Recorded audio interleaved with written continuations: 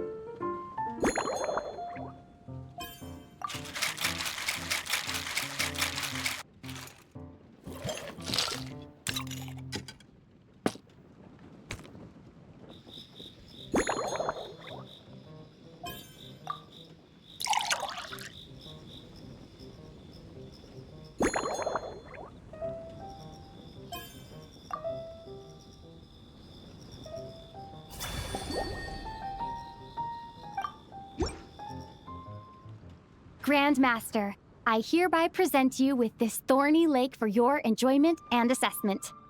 Well, the color and aroma are certainly on point. But as for the balance of flavors, I'll just have to taste it and find out.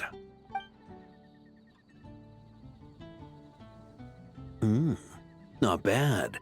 You haven't overdone or skimped on any single ingredient. Though, unfortunately, it's a little too, polite for my tastes.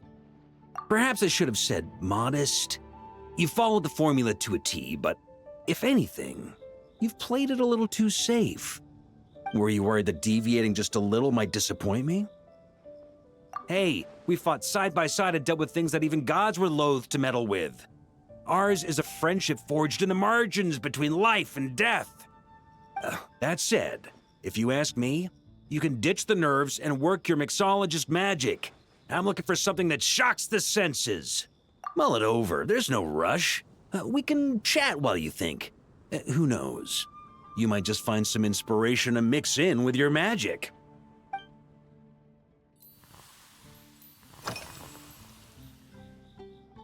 It's a treasured place that the Knights of Favonius have maintained for years, so it makes sense that it's become the go-to location for organizing such things. I heard that while the expedition was underway, you were a great help in giving those left behind the opportunity to put their energy to good use. Sometimes, I look through the photos I've been given from those events, though unfortunately, there aren't enough to include everybody. My conclusion is that Mondstadt needs to do more to popularize the camera.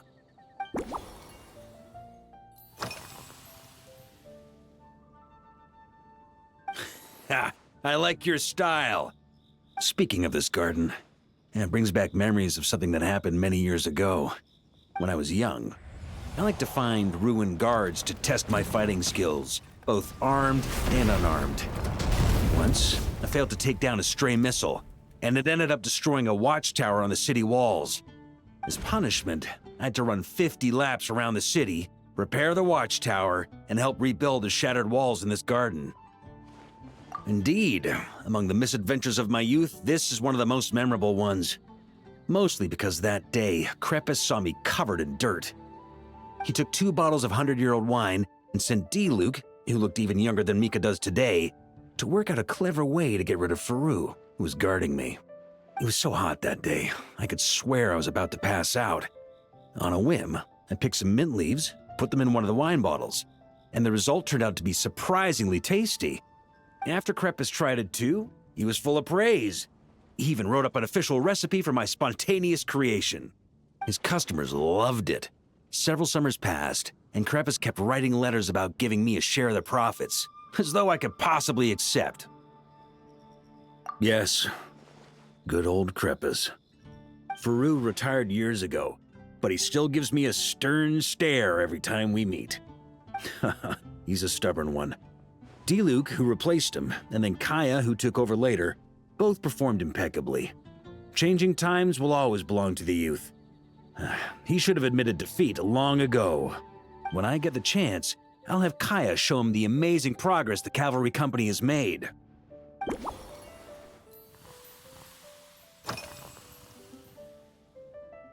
Well, let me think. I guess you could say it lacks impact. Even when following the same recipe, the techniques used to mix different ingredients can affect the taste. Sometimes, deliberately creating layers between spirits can bring out the different waves as each one hits the taste buds in sequence. In this regard, too, you've taken quite a tentative approach. Why not be a little bolder? Ha ha ha. You catch on quickly. No need to explain further.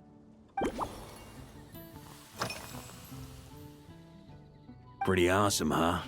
It's like a hammerhead that you can fill with wine when you're not using it to pound in nails. It was a gift. Hoffman came up with the idea, Charles supplied the design, Wagner helped cast it. And about 10 or so knights chipped in to pay for the materials. They've been waiting to have a good drink with me. And this is my crucial weapon to aid me in a fair duel with them all. I'm the Grand Master, after all. I've been drinking a lot longer than them. I've practiced more assiduously, and I have a bit more meat to absorb the blows. So it's only fair to my subordinates that I drink a teensy bit more per round. Wouldn't you agree? Of course, some of them have been training as long as I have, and those ones won't be getting any special treatment. Take Hazelnut 3 and Hazelnut 5, for example. Both were skilled warriors who helped me deal with Eric back in the day. Nowadays, I have them helping Jean with miscellaneous duties. At today's after-work cooldown, they insisted on trying to keep pace. In the end, they lost our game of darts and ended up passed out on the floor. I've already told Jean that I won't be approving their leave request for tomorrow, no matter what.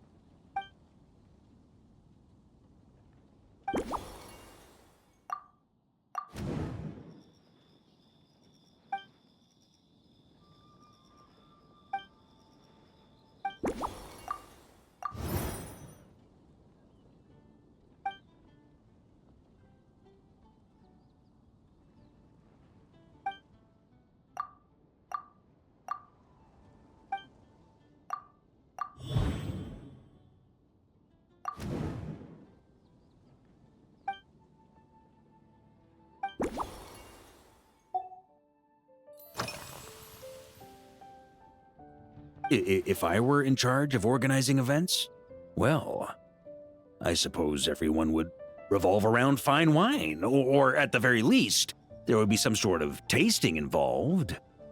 For example, we could go all in on this drink stand and open it to the whole city, with every company of the knights selecting one or more mixologists to compete against each other. It's only a thought. Can't let things get too out of hand.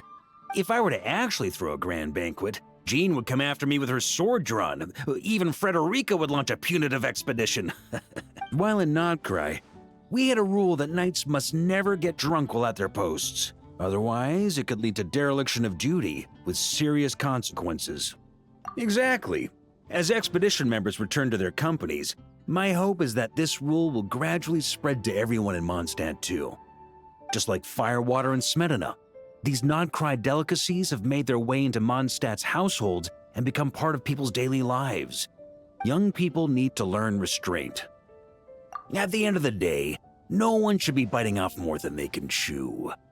Unless it's someone near my level, They shouldn't even be thinking about enjoying a light buzz when they've still got work to do. Most people would just end up a whole lot drunker than they'd like. You should come practice with me on weekends. Trust me, once I've drunk them under the table, they'll be swearing off wine for a whole week.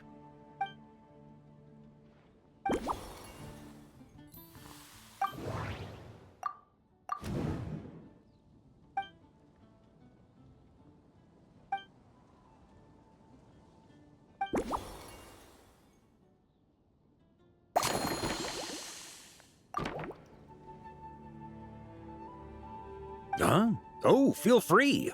Whatever you're about to do, I've got a feeling I've hit the jackpot.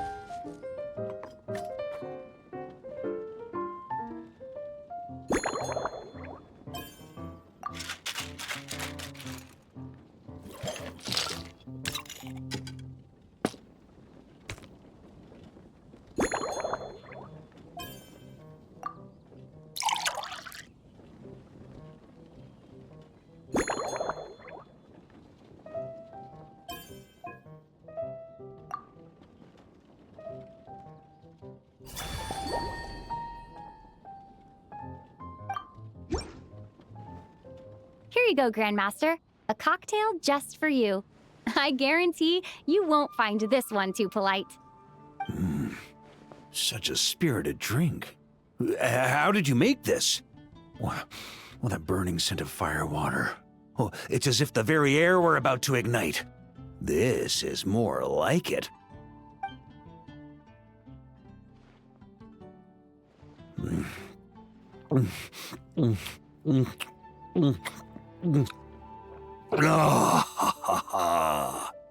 Perfection.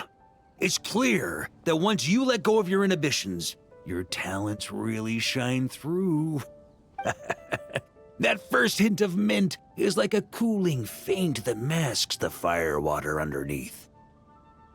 By the time the sweetness dissipates, the fire water is already slipped in behind your guard, ready to deliver a powerful strike of intense flavor. Oh, it's exactly the impact I was hoping for.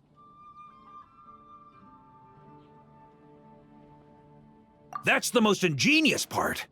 Firewater's greatest flaw is a lack of aftertaste, but the Smelita perfectly maintains the flavor at the peak of its intensity. It's hard to imagine something this good was created by a mixologist who doesn't even drink firewater. I think it has the potential to become a firm favorite in Mondstadt and Nodcry. Iron Wolf. Oh, perfect. It's elegant, yet wild. Only you could come up with such a fitting name. Oh, I have an idea. Why don't we name our Knights of Favonius' drink stand after you? Let's call it the Honorary Knights Cocktail Shack. No time to waste. I'll go have a word with Glenfiddich right away.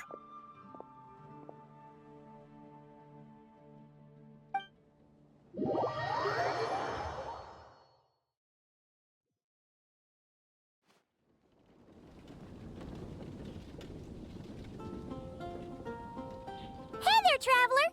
All wrapped up for the day? Paimon hears you did a great job holding down the fort while she was out delivering drinks with Glenfiddich. Whatever the reason, the Honorary Knight is clearly one of the most talented mixologists in Mondstadt.